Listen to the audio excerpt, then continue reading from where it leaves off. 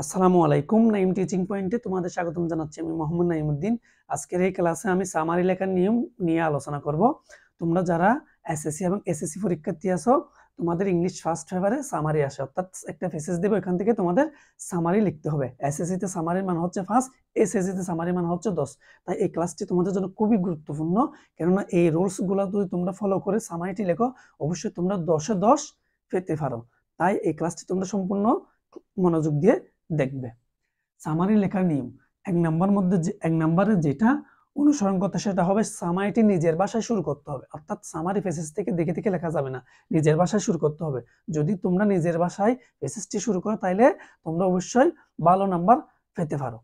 2 number হচ্ছে passage থেকে হুবহু লেখা যাবে না। সামারির ক্ষেত্রে পেসেজ থেকে লেখার সুযোগ নেই, অর্থাৎ পেসেজ থেকে হুবহু লিখতে পারবে না। যদি লেখো তাহলে স্যার তোমাদের নাম্বার দিবে না। 3 নাম্বার হচ্ছে পেসেজ এর 3 ভাগের 1 অংশ লিখতে হবে।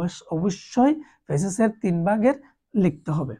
পেসেজ এর 3 ভাগের 1 অংশ। আমরা অনেকেই কি করি, পেসেজ এর 3 ভাগের প্রায় আড়াই অংশ লিখে দিই। আচ্ছা, এটা তাইলে নম্বর পাওয়া যাবে না। আমাদেরকে অবশ্যই 3 ভাগের 1 অংশ লিখতে হবে। 4 নাম্বারে যেটা লিখতে হবে, 5টি বাক্যে লিখতে হবে। অবশ্যই পেসেজটি 5টি বাক্য লিখতে হবে। 5 নাম্বার হচ্ছে নাম্বার দিয়ে লেখা যাবে না, অর্থাৎ 1, 2, 3, এ বি সি 2 এরকম নাম্বার দিয়ে লেখা যাবে না। অনেকে মনে করে যেহেতু 5টি বাক্যে লিখতে হবে সেহেতু নাম্বার দিয়ে লিখি, আসলে নাম্বার দিয়ে লেখা যাবে না। নাম্বার দিয়ে যদি লেখো 1 নাম্বার তোমাদেরকে দেবে না। 6 নাম্বার প্যারাগ্রাফের মতো করে লিখতে হবে। তোমরা সাধারণত যেভাবে প্যারাগ্রাফ লেখো ওভাবে প্যারাগ্রাফের মতো করে 5টি বাক্য লিখবে। 6 নাম্বার গেল। 7 নাম্বার হচ্ছে কি, এক্সাম্পল বা কোয়েশন লেখা যাবে না। এক্সাম্পল লিখতে পারবে না, উদাহরণ এবং প্রশ্ন এগুলা সামারিতে লেখা যায় না, এগুলো লেখা সামারিতে নিষেধ। অবশ্যই তোমরা এই এক্সাম্পল এবং কোয়েশন এগুলো এড়িয়ে লেখার চেষ্টা করবা। 7 নাম্বার হচ্ছে বিবৃতিমূলক বাক্যে, অর্থাৎ এসআইটি সেন্টেন্সে লিখতে হবে। অর্থাৎ বিবৃতিমূলক বাক্য বলতে বোঝায় I go to school, I live in Patiya, এইভাবে লিখতে হবে। 9 নাম্বার হচ্ছে কি, সরল বাক্যে লিখতে হবে। খুব সহজে, যত সহজে লেখা যায় সেন্টেন্সগুলো তত সহজে লিখবা। এখানে আমি 9টি রুলস দিয়েছি, এই 9টি রুলস ফলো করে তোমরা অবশ্যই সামারি লেখার চেষ্টা করবে, তাহলে তোমরা সম্পূর্ণ নাম্বারটি পাবে। এখন আমি তোমাদেরকে দেখাবো কিভাবে লিখবে। ফার্স্টে এইগুলো কিভাবে লিখবে একটা পেসেজের মাধ্যমে আমি দেখাচ্ছি। আমি যে রুলসগুলো একটু আগে বলছি ওই রুলসগুলো তোমরা পেসেজের মধ্যে কিভাবে লিখবে এটি আমি এখন বলবো।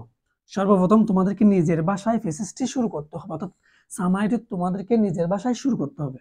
লিখতে হবে প্রথমে শুরুতে লিখবে the passage is mainly written about the. পেসেজটি মূলত লেখা হয়েছে গ্রেটেস্ট অথবা ফেমাস, অর্থাৎ যার সম্পর্কে লেখা হবে তিনি গ্রেটেস্ট অথবা ফেমাস ওখানে দেওয়া থাকবে, পেসেজের মধ্যে দেওয়া থাকবে।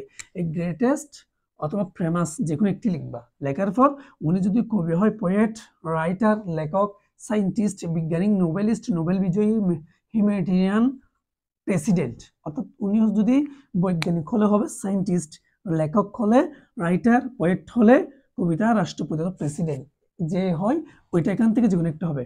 Poet, writer, scientist, noblest, humanitarian, president, এখান থেকে যে কোনো একটি লিখবে। এরপর ব্যক্তিটির নাম, এখানে লিখবে ব্যক্তিটির নাম, এখানে লিখতে হবে ব্যক্তিটির নাম। যেমন যদি হয় বঙ্গবন্ধু শেখ মুজিবুর রহমান তাহলে বঙ্গবন্ধু শেখ মুজিবুর, যদি হয় বেগম রোকেয়া তাহলে লিখবে এখানে বেগম রোকেয়া, যদি হয় নেলসন ম্যান্ডেলা তাহলে এখানে নেলসন ম্যান্ডেলা। যার সম্পর্কে পেসেজটি আসবে তার নামটি এখানে লিখবে। এটা হচ্ছে প্রথম লাইন। যেহেতু আমি বলছি 5টি বাক্য লিখতে হবে, যেহেতু 5টি বাক্য লিখতে হবে এর মধ্যে প্রথম লাইনটি লিখলাম।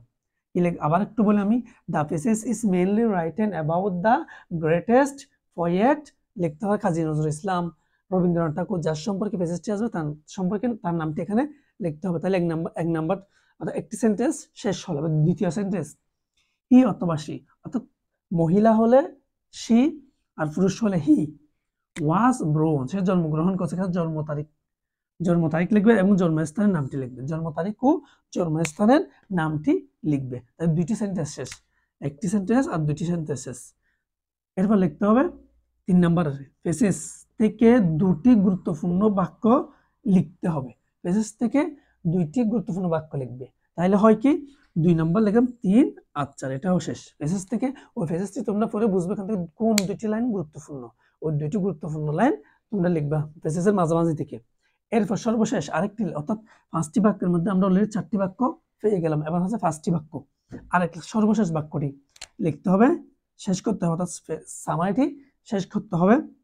We here learn a lot of things by reading these phrases and we should try to apply this his অথবা her।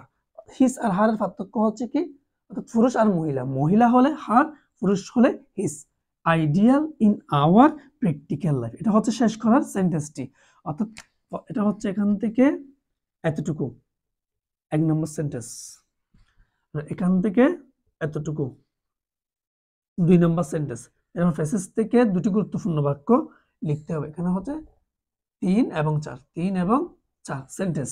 এবং সর্বশেষ ফার্স্ট হচ্ছে এখান থেকে অতটুকু, we here learn a lot of things by reading these phrases and we should try to apply his her ideal in our practical life। এটা হচ্ছে সর্বশেষ সেন্টেন্স। আমি বলছিলাম ফার্স্টটি বাক্যে লিখতে হবে, এটা হচ্ছে ফার্স্টটি বাক্য। এই রুলস গুলা, এই নিয়মটি ফলো করে যদি তোমরা সামারিটি লেখো, তোমরা 10-এর মধ্যে 10ই পাবে। তোমরা এসএসসি পরীক্ষার্থী যারা আছে তার মধ্যে ফার্স্টের মধ্যে তোমরা পাসে পাবে। এই ক্লাসটি খুবই গুরুত্বপূর্ণ, কেননা সামারি নিয়ে আমাদের অনেকের মধ্যে ভুল ধারণা। আমরা অনেকে কি করি, শুরুতেই ফেসেস থেকে দেখে দেখে লিখে দিই, যা একেবারে উচিত নয়। অর্থাৎ ওই ফেসেসটা যদি সামারিটা স্যার দেখে, তাহলে স্যার বুঝবে আপনি কিছুই জানেন না, অর্থাৎ আপনি নিজ থেকে কিছুই লেখেন নাই, ফেসেস থেকে দেখে দেখে লিখেছে, তাই নাম্বারটি দেবে না। তাই অবশ্যই তোমাদেরকে এই ক্লাসটি সম্পূর্ণ দেখতে হবে এবং প্রত্যেকটি রুলস অনুসরণ করে করে লিখতে হবে, তাহলে তোমরা সামারিতে ভালো নাম্বার পাবে। আর ভিডিওটি তোমাদের ভালো লাগে একটি লাইক দিবে। অবশ্যই আমার এই ক্লাসটি তোমরা তোমাদের বন্ধু বান্ধবের সাথে শেয়ার করবে। পরবর্তী ক্লাসে আমি আরেকটি তোমাদের জন্য এরকম গুরুত্বপূর্ণ ক্লাস নিয়ে হাজির হবো। তোমরা ভালো থাকবে, সুস্থ থাকবে। আল্লাহ হাফেজ, আসসালামু আলাইকুম।